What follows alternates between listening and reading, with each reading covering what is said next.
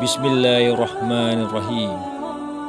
Assalamualaikum warahmatullahi wabarakatuh. Kelahiran Nabi Muhammad Sallallahu Alaihi Wasallam. Nabi Muhammad lahir di Makkah hari Senin 12 Rabiul Awal pada tahun 571 kalender Romawi atau 1450 tahun yang lalu. Rasul lahir dari ibu bernama Aminah dan ayahnya bernama Abdullah. Rasulullah Sallallahu Alaihi Wasallam pernah ditanyai mengenai puasa pada hari Senin. Lantas beliau menjawab, hari Senin adalah hari aku dilahirkan. Tahun tersebut juga disebut sebagai tahun gajah, yakni tahun ketika pasukan gajah di bawah pimpinan Abraha Habasyah tengah menyerang Ka'bah. Allah Subhanahu wa Ta'ala pun menghentikan aksi mereka dengan segala kebesarannya. Burung ababil pun datang menjatuhkan batu-batu untuk mendatangkan wabah penyakit. Kisah kelahiran Nabi Muhammad ini ada di dalam surah Al-Fil yang memiliki arti tahun gajah. Rasulullah lahir di masa ini dan dibesarkan sebagai anak yatim karena ayahnya Abdullah telah meninggal dunia sebelum usianya genap 3 tahun. Semasa kecilnya akhirnya dibesarkan oleh kakeknya bernama Abdul Muthalib. Pada saat Nabi lahir, seorang ibu bernama Halimah Sa'diyah dengan ikhlas mau menyusui Muhammad meski asinya sulit keluar. Namun karena keikhlasan, Halimah pun diberi balasan oleh Allah Subhanahu wa Ta'ala. Karena setelah itu air Asia keluar dengan deras. Masa kecil Nabi Muhammad dilahirkan dalam keadaan yatim di rumah Abu Talib. Semasa kecilnya Rasulullah tumbuh dan menjalani kehidupannya seperti pada anak umumnya. Adanya tradisi Quraisy pada zaman dahulu pada hari ke-18 membuat ibunya harus menyembunyi di pedalaman. Tradisi Quraisy tersebut membuat Nabi Muhammad tidak bisa merasakan kasih sayang ibunya sampai berumur 8 sampai 10 tahun. Hal ini justru membuat berada di bawah asuhan Halimah binti Sa'diyah. Selama 3 tahun Rasulullah menjadi anak yang dianggap bersikap baik dan cerdas pada masa itu. Masa remaja Nabi Muhammad. Pada masa remaja, Nabi Muhammad terjaga dari perbuatan merugikan kawan sekitarnya. Sampai suatu ketika, Nabi pun bercerita ketika dua kali duduk saat mendengarkan peristiwa perkawinan di zaman jahiliyah. Allah justru menutup telinganya sampai tidur dan terbangun esoknya. Setelah itu, aku tidak pernah lagi berniat mengikuti perbuatan buruk. Muhammad yang menginjak usia 20 tahun di Makkah yang bertepatan peristiwa Habul Fijar antara kabilah Quraisy melawan Qais dan Ailan.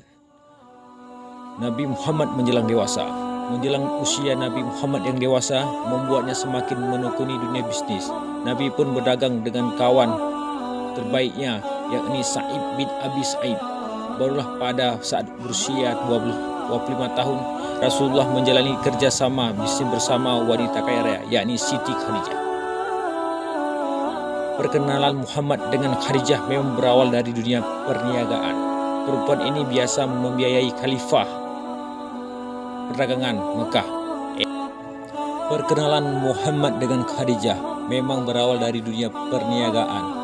Perempuan ini biasa membiayai kafilah perdagangan Mekah ke Suriah untuk nanti membagi keuntungan bersama mitranya. Hal ini menjadi alasan bagi mereka berdua dalam melakukan perdagang tersebut. Sejarah hidup Nabi Muhammad SAW menceritakan berbagai tanda kerasulannya yang sudah terjadi sejak beliau masih anak-anak serta perjalanan hidup begitu banyak rintangan. Pernikahan Nabi Muhammad dan Khadijah. Banyaknya kegiatan perdagangan yang melibatkan mereka berdua membuat Khadijah merasa kian tertarik. Perempuan ini akhirnya mengutus seorang sahabatnya Nafisah binti Umayyah untuk menyampaikan keinginannya melamar Muhammad. Muhammad SAW menyampaikan kabar gembira ini kepada paman-pamannya. Salah satunya yakni Hamzah bin Abdullah Muthalib. Lantas mendatangi rumah Khuwailid bin Asad dengan Muhammad untuk melamar Khadijah. Maka menikahlah mereka berdua ketika Nabi berusia 28 tahun. Nabi Muhammad mendapatkan wahyu pertama. Sebelum menjadi Rasul, Nabi Muhammad sudah mendapatkan beberapa karunia istimewa dari Allah, seperti wajahnya terlihat bersinar dan berseri. Hal ini dinyatakan menjadi pertanda kebesaran Allah yang menanda akan datangnya Nabi terakhir dengan kedudukan tertinggi sampai akhir zaman. Nabi Muhammad mendapatkan sebuah mimpi ketika malaikat Jibril menghampirinya. Rasul pun sedang menyendiri di dalam gua Hira, tepatnya di samping Jabal Nur.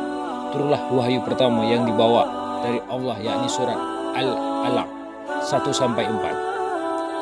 Dakwah pertama Nabi Muhammad akhirnya memulai dakwahnya secara terang-terangan pada keluarga paling dekat, yaitu kalangan Bani Hashim. Hanya Ali bin Abu Talib yang mau menerima dan memutuskan untuk beriman kepada Allah. Sementara Abu Talib ikut melindungi Rasul dan saat berdakwah. Dakwah secara terang ini selalu mendapatkan pertentangan oleh kaum Quraisy. Bahkan beberapa orang menuduh Nabi Muhammad gila dan melemparkan kotoran ke tubuh Nabi. Abu Jahal dan Abu Lahab sebagai pamannya bahkan juga ikut menentang Rasul selama berdakwah. Pertentangan dari kaum kafir Quraisy bersama dengan kaum kafir Quraisy lainnya, Abu Jahal dan Abu Lahab menentang dakwah Rasulullah. Keduanya bahkan sempat mengintimidasi pengikutnya agar meninggalkan Nabi. Mereka khawatir jika ajaran Nabi Muhammad hanya bisa merusak agama nenek moyang, yakni menyembah berhala. Banyak dari kaum Quraisy yang mencoba segala cara untuk membunuh Nabi Muhammad SAW. Mereka juga memberikan uang tebusan pada Abu Talib agar membiarkan Rasulullah wafat. Rencana pembunuhan itu sering terjadi melibatkan orang luar agar tidak memecahkan perang saudara. Perintah berzakat di zaman Rasulullah. Memasuki zaman Rasulullah SAW, tepatnya di tahun pertama di Madinah, Nabi dan sahabatnya serta kaum muhajirin masih menghadapi usaha untuk tetap bertahan hidup. Hal ini karena semua ini mereka merupakan orang-orang berkecukupan kecuali Utsman bin Affan. Kondisi kaum muslimin yang sudah mulai bersejahtera di tahun kedua hijrah. Barulah muncul perintah zakat. Nabi Muhammad SAW akhirnya langsung mengutuskan Mu'adzin bin Jabal. Kondisi kaum muslimin yang sudah mulai sejahtera di tahun kedua hijrah. Barulah muncul perintah zakat. Nabi Muhammad SAW akhirnya langsung mengutuskan Mu'adz bin Jabal untuk menjadi qadli di Yaman. Rasul pun memberikan nasihat kepadanya agar menyampaikan pada ahli kitab tentang hal ini. Perintah kurban di masa Rasulullah. Nabi Muhammad SAW melaksanakan perintah kurban ketika sedang melakukan haji wadah di Mina. Saat itu Rasulullah menyembelih sebanyak 100 ekor unta. Beliau melaksanakannya sendiri pada 63 ekor, sementara sisanya ia serahkan pada Ali bin Abi Talib. Penyembelihan ini Nabi Muhammad lakukan setelah melaksanakan sholat Idul Adha.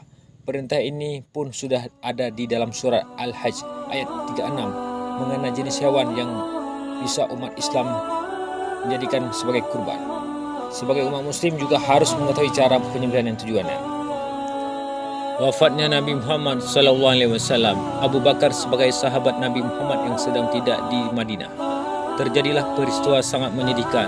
Rasulullah wafat bersama dengan turunnya wahyu Allah, yakni surat Az-Zumar ayat ke-10. Artinya, sesungguhnya kamu akan mati dan sesungguhnya mereka akan mati pula.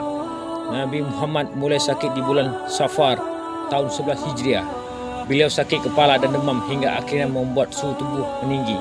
Kondisi ini terjadi selama kurang lebih 2 minggu. Rasulullah akhirnya mengunjungi rumah istri-istrinya dan tiba di kediaman Aisyah dengan badan sudah lemah. Sekian dan terima kasih. Wassalamualaikum warahmatullahi wabarakatuh.